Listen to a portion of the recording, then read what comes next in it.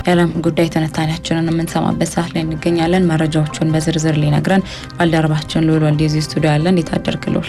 እግዚአብሔር ይመስገን። እስከዳር እንዴት አደርሽ? አለ እግዚአብሔር ይመስገን። እንግዲህ ዛሬ በስፋት የምናነሳው ጉዳይ የሚሆነው ስለ ኢራንና አሜሪካ ይሆናል። በተለይ ደግሞ ኢራን አሁን የኒውክሌር ፕሮግራሟ ላይ ከአሜሪካ ጋር ንግግር እየተደረገ ነው። አሜሪካ ግን ከቀጥተኛ ንግግሮች ይልቅ ተጽዕኖ የማሳደር እንዲሁም ደግሞ እኔ የምለውን ማትቀበይ ከሆነ ደግሞ ጥቃት አደርሳለሁ የሚሉ ጉዳዮችን ታነሳለች። ኢራን በበኩሏ እንደዚህ አይነት ማስፈራሪያዎች እየደረሱብኝ ቀጥተኛ የሆነ ንግግር ለማድረግ እቸገራለሁ ብላለችና ይህን ጉዳይ በስፋት የምናነሳው ይሆናል። መቀጠል ይችላል። መልካም እስከዳር አመሰግናለሁ።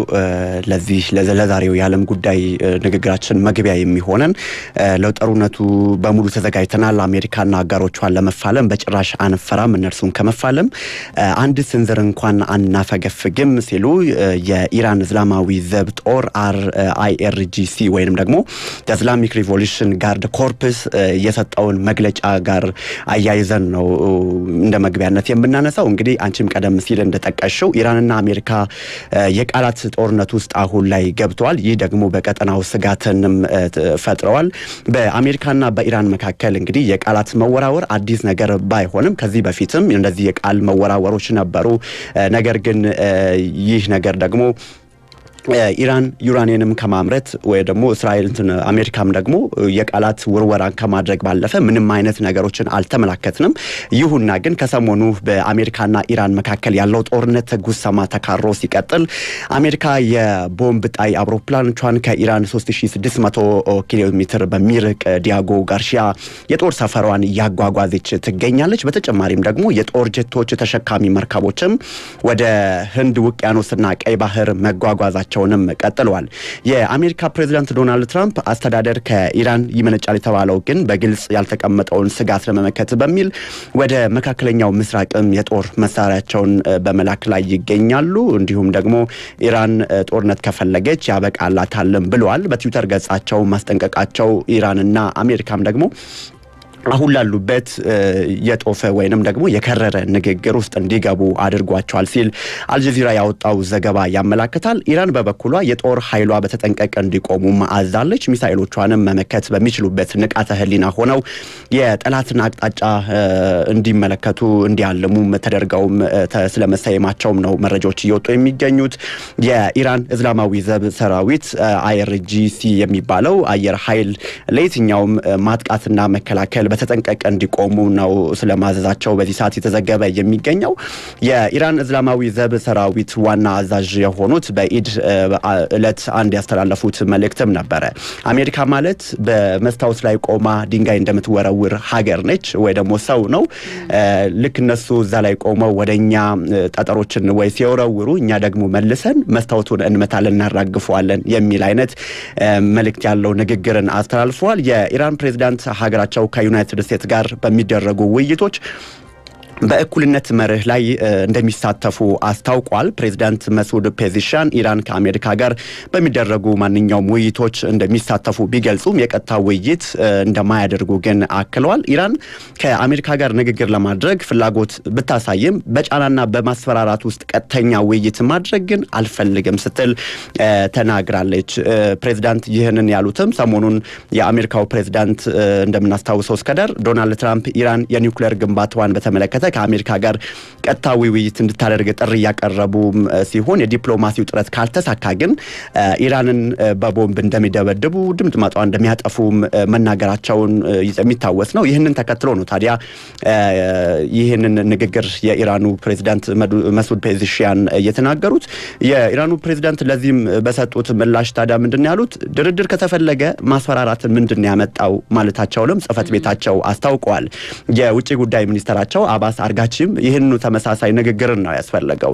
በዚህ በኩል እንነጋገር እያላችሁ ትገኛላችሁ፣ ነገር ግን ደግሞ ለምንድነው ዛቻ የመጣው የሚል አይነትም መልእክትን አስተላልፈዋል። ከዚህ በፊት በኢራንና አሜሪካን ጨምሮ በሌሎች ሀገሮች መካከል ተደርሶ ከነበረው ስምምነት አሜሪካ ራሷን ማግለሏና ለኢራን ተሰጥቶ የነበረውን የገደብ እፎይታ መሰረዙ ኢራን የኒውክሌር ማበልጸግ ፕሮጀክቷን እንድትቀጥል አንዱ ምክንያት ስለመሆኑም ነው እየተነገረ የሚገኘው። በስምምነቱ መሰረት የኢራን ዝቅተኛ የዩራኒየም ማበልጸግ ክምችት 300 ኪሎ ግራም እንዳይበልጥ የሚያደርግ የነበረ ቢሆንም እስከዳር በቅርቡ ግን ከ300 ኪሎ ግራም በላይ የዩራኒየም ክምችት ለማኖር እያመረቱ ስለመሆኑ የኢራኑ ኒውክሌር ኤጀንሲ ቃል አቀባይ የሆኑት ማልቫንዲ አስታውቀዋል።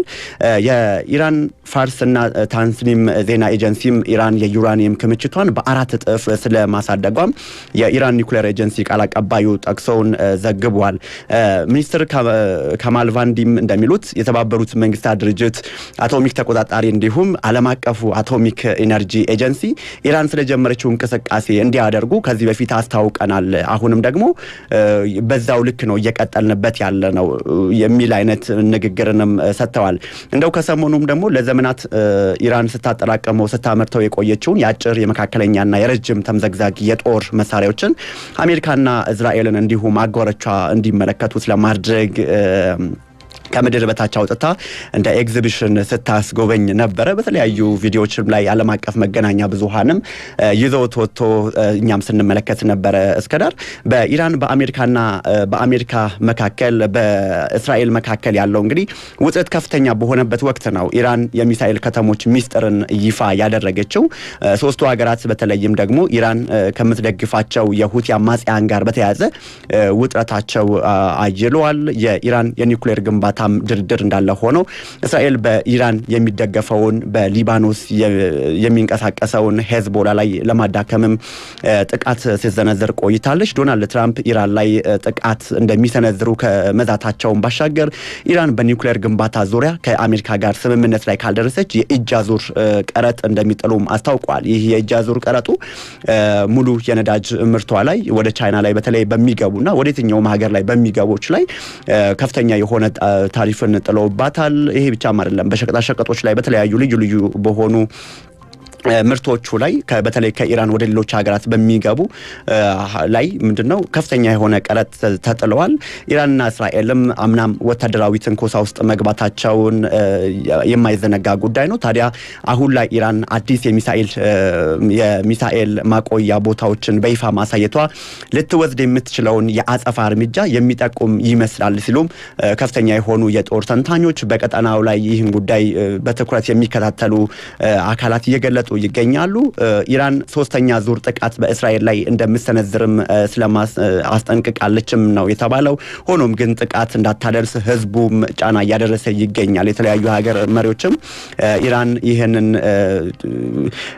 ሌላ ጦርነትን ማስከተል የለብሽም የሚል አይነት ንግግር ነው ያለው። ምክንያቱም ደግሞ ይህ ጉዳይ የመካከለኛው ምስራቅ ቀጠናን የዓለም መሪዎችን የሚከፋፍል አውዳሚ ጦርነት ነው የሚሆነው ሲሉም ነው የሚገልጹት። እስከዳር ኢራን ምን ያህል በጥቃቱ ትቀጥላለች የሚለው ጥያቄ ውስጥ ቢሆንም በሌላ በኩል ደግሞ የእስራኤል ጥቃት የኢራንን የሚሳኤል አቅም ማዳከሙም ከዚህ በፊት ይጠቀሳል። በነበረው ግጭት የኢራን መንግስትም የሚሳኤል ማቆያዎቹን በማሳየቱ ህዝቡ እንዲተማመንበት ማድረግ እንደሚፈልግ ነው የተገለጠ የሚገኘው። ጠንካራ መንግስት እንደሆነና አሜሪካ እንደሚቋቋም ለማሳየትም ይሻሉ። የሚሳኤል ከተሞች ከምድር በታች የሚገነቡት ከስለላ መረብ ለመራቅ ነው የተባለው። የአየር ጥቃት ቢሰነዘር በቀላሉ ጉዳት አያደርስባቸውም ተብሏል። ኢራን ለአሜሪካና ለእስራኤል ማስተላለፍ የምትፈልገው መልእክት ምንም እንኳን በወታደራዊ መቀመጫዎች ጥቃት ቢሰነዘርባትም የአጸፋ ምላሽ መስጠት ትፈልጋለችም ተብሏል። እነዚህ ከምድር በታች የተገነቡ ወታደራዊ መቀመጫዎች ሚሳኤል ከማይታወቅ ቦታ እንዲወነጨፉ ያስችላቸዋልም ነው የተባለው። ከዚህ ባለፈም ደግሞ የኢራን አቅምን ለመገመት የሚደረገውን ጥረትም ውዥንብር ውስጥ ይከታልም ተብሏል። እዚህ ጋር አሜሪካ በመካከለኛው ምስራቅ ያላትን ፍላጎት ኢራን የማታከብር ከሆነ ትልቅ ጦርነት ይጠብቃታልም እያሉ ይገኛሉ ትራምፕ። ኢራን ለአሜሪካ አልበገሬ ወይም ደግሞ አይበገሬ መሆኗንም ታዲያ ያላትን አቅም በማሳየት ቀጥላለች። ሆኖም ትራምፕም እየዛቱ ይገኛሉ። ኢራንም እንደዛው። ኔታንያሁ በጉዳዩ ላይ ለመምከር ዛሬ ወደ አሜሪካ ይገባሉም ተብሎ እየተጠበቀ ይገኛል። በእርግጥ ከታሪፉ ጋር በተያያዘ ነው የሚባለው። ነገር ግን እንዲሁ ምንጮችም ደግሞ ለሮይተርስም እንደተናገሩት ከሆነ አንዱም የሚወያዩበት ርዕሰ ጉዳይ ይህ ስለመሆኑ በሁለቱ ሀገራት መካከል በተለይ ከኢራን ጋር ባለው ውዝግብ ውስጥ በተመለከተ ንግግር ያደርጋሉ ተብሎም ይጠበቃል። ኢራን አጸፋዊ ምላሿን አሜሪካና እስራኤል ብቻም ሳይሆን ደግሞ እንግሊዝንም የሚያካትት መሆኑም ነው የተገለጠ የሚገኘው። እንግሊዝ ከዚህ በፊት የኢራንን መርከቦችን በተለያዩ መንገድ ስታገድ የተለያዩ ጉዳትም ስታደርስ ቆይታለች። በዚህ ምክንያት የዚህ የኢራን አንዱ ትኩረት ከምታደርጋባቸው ሀገራት መካከል አንዱ እንግሊዝ ስለመሆኗም ነው የተገለጠ የሚገኘው። በእኛ አይን እንግሊዝ ከአሜሪካ ተነጥላ የምትታይ አይደለችም ሲሉ እንግዲህ ተነግረዋል። ነውጠኛው ትራምፕም ታዲያ ከሁለተኛው የዓለም ጦርነት በኋላ ግዙፉን ጦርነት ለመክፈት አሁን ላይ የቦምብ ምላጩን ለመሳብ ከጫፍ ላይ ይገኛሉም ነው የተባለ የሚገኘው። የጦርነት ነጋሪቱን በሁለቱም በኩል እስከ ዳር የተደለቀ ነው የሚገኘው። እንግዲህ የሁለቱ ሀገራት ጦርነት ወይ ደግሞ ግጭት ተባብሶ ወደ ጦርነት የሚገቡ ከሆነ በቀጠናው ላይ ከፍተኛ የሆነ ትርምስን ነው የሚፈጥረው። የዓለም መሪዎችም ደግሞ ጎራቸውን ነጥለው ለአንዱ ቆመው እንግዲህ ወደ ከፍተኛ የሆነ ቀውስ ውስጥ የሚገቡ ነው የሚሆነው። ወደዚህ ውስጥ ከመገባቱ በፊት እንግዲህ ሁሉም በንግግር በዲፕሎማሲያዊ መንገድ ችግሮቻቸውን ፈተው በሰላም ህዝቡ እንዲኖር እንዲያደርጉት እኛም ምኞታችን ነው። ሌሎች መረጃዎች ግን ሲኖሩ ያው ጊዜ የማይገልጠው ነገር የለምና ወደ አድማጮቻችን የምናደርስ ይሆናል። አመሰግናለሁ። እኔም አመሰግናለሁ።